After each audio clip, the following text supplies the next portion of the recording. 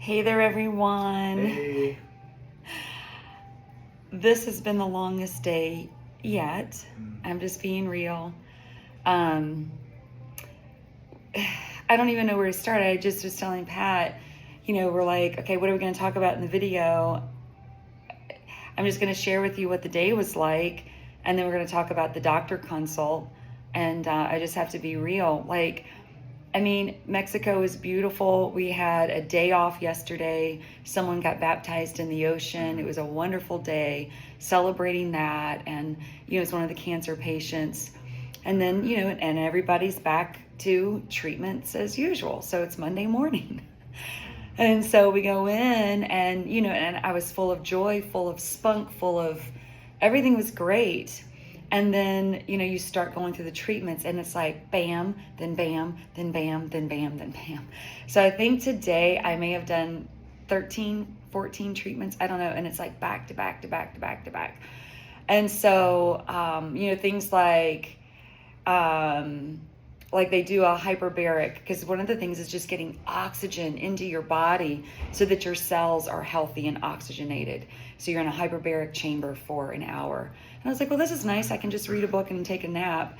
But then as I was falling asleep, it was like it would jolt. A little bit of fear and panic would come in. So, finish that. Then I go into hyperthermia. That's a pizza oven is what everybody calls it, to where you have to heat up your body to 104.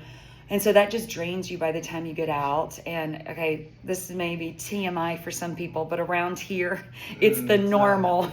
Everybody talks about it and every conversation comes back to it. But we're doing coffee enemas, and that is to detox and get the junk out of your system. And that is like a daily thing. So then it's then the emotions hit, and it's all of the things. And I'm thankful. Don't get me wrong. I am so thankful. And today, after treatment after treatment, it's okay, I've got 2.5 more weeks of this. Again, I'm so thankful that God has brought me here. I'm thankful so much for being able to come at cancer at this side of it. Pat was listening to a podcast earlier today. He's going to talk too. He's not just sitting there looking pretty. He's going to take it, because this is pretty fat. Yeah, this is it's just kind of all I've got. I have to go find a place and I just have to cry for a while. I just got to get it out, because it's a lot. But I'm thankful that we get to come at it at this approach to get my body healthy. And we sat with the doctor for we were there for an hour and a half. How many of you have ever gone to a doctor where you sit for an hour and a half where they talk only about your cells, your organs, your body, your red blood cells, anemia, any of these things? She sat for an hour and a half with us. I've never seen anything like it. Yeah, and not only did she talk, she already knew all the information from the blood work, everything, all the tests, ultrasounds. She already knew it cold, because as she's writing and giving us the notes, she's looking at it almost upside down and writing it. So she's not reading it and explaining it to us. Right. She's explaining what she already knows. Well, and they take each person, they take the case. So she has talked with me and she remembers everything that I told her. And it's very detailed. She values what I had to tell her. And then they take it to the panel of doctors, and everyone assesses my case, each person's case. And then she comes back and just spends that much time. So I don't know if anything else you wanted to say about that. There wasn't really anything. Well, there was stuff new, because she took it at a explanation of what we've not gotten thus far, of just what's going on. Yeah, inside. This is where I lose it, because it's just what's going on in my body. And it's beyond even the cancer, there's cancer there. But then when she breaks it down to show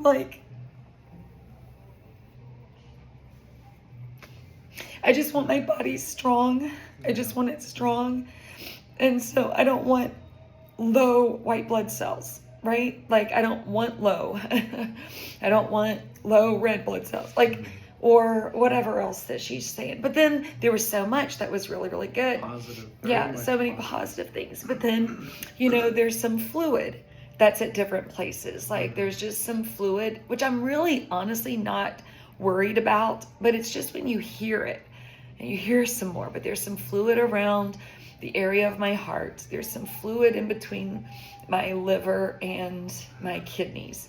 And it's like inflammation kind of fluid. And nobody's told me about fluid before. So I am so thankful that she told us, that these things are there. And so the diagnostics are just so thorough. Off the charts. Yeah. And so I'm going to see a cardiologist on Thursday. And it's not about the heart function. It's just the fluid that's in that little... Yeah, there's like a lining around your heart. Pericardial. So there's just a little bit of fluid around there that they just want to look at, and they'll figure out ways to detox, and hopefully my body will absorb it and they don't have to like go in and drain it or anything. But anyway, like you just don't want any more. Right? But we are in such good hands here. Yeah, we really are. I mean, in such good hands, because even with here, they come and take it at a medical sense, like even oncology or chemo or radiation or surgery. Like they have those things in Mexico that if that's what we chose to do, we could do those things here, or continue doing what we're doing because insurance pays for a lot in America, and then we just continue working both sides. But it is a blessing. We're thankful. Very thankful. Yeah. So I'm just tired, and I told you I was just gonna give you guys updates of what we're going through, and this is the reality. And this morning, because we all gather for worship before, it was emotional there too, because a lot of people are starting to out process, and then they're going home, and it's like facing their new norm, and then one of the gals got dizzy and passed out, and because you form this family bond with everyone that's here. And when you see the reality of people that are struggling and they're your friends, and when they're struggling, you just don't want to see that. Yeah. But there's just such a tight bond, and people are coming to know the Lord here that didn't know the Lord. I had the opportunity to witness and to talk to some people that don't know the Lord at all. They have different religious views, and they are so open to Jesus, and they're so open to God and getting Bibles, and so anyway, it's a great experience. If you got to go through something like this, you don't want to, but that was like your devotion this morning. Maybe you can share what you read in your devotion this morning. Yeah, well, and before that, one of the things I was thinking about is, so you've been through, because we really haven't even talked about any of this. We just got back to the just room walked through the door from the ride back, and because you're going through all of these intensive treatments, do you have an expectation that it would be like, gone by day 4, right? Right. And so when you sit with the doctor and you're realizing that but everything that she's gotten was from day 1. So you never know. By day 4, it could be significantly different. We don't know that. Mm-hmm. So I think what you need to do is just continue to take every day as it comes, one day at a time. Yeah, that's been the like theme all day. That's been the theme all day, because it's so funny that you even say that, because he wasn't there. He was only there later because he has to work. He's working from home. He's working from the hotel room. But that was the thing, because we were talking with some other ladies, and no matter whatever it is that you're going through, you have to take what's today. And today was a little more emotional for me. It was a little harder.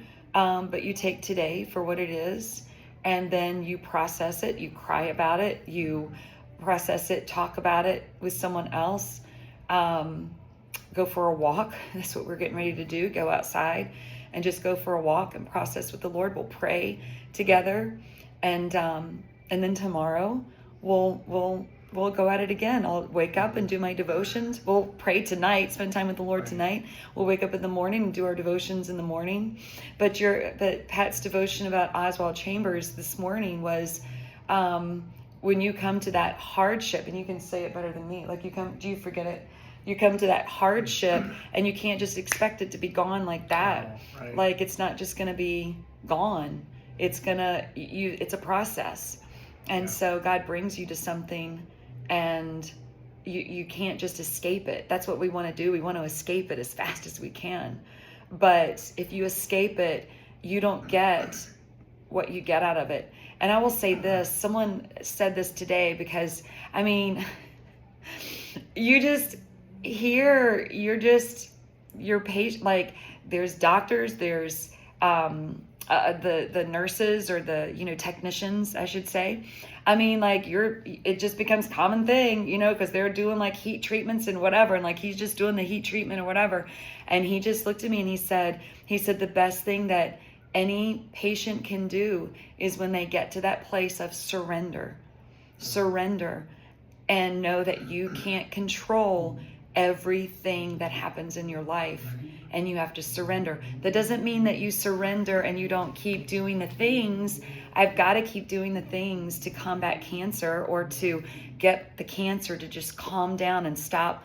Like, it doesn't need to fight anymore. We're going to get those red blood cells and and the white blood cells, I should say, let them fight, right? That's the white blood cells' job. It's not the cancer's job to fight. Right. My white blood cells need to get up and whatever. So that's what we're working on.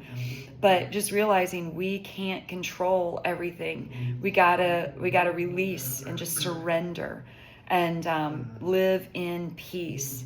And the guy that was doing it, he's 30 years old. I'm 52. He's 30, and he's telling me that, and I was like, wow, such wisdom. But he's been doing this for 6 years. 6 years, and I'm like, wow, your job is amazing, because you continue to pour out to so many people. And his words were, he said, you know what? Anybody's job can be this. He said, no matter where you work, you can always do what you do. I can't remember exactly how he said it. Yeah. And like, every job is valuable. Every person, every job it matters. Right. So just so good. That was just beneficial.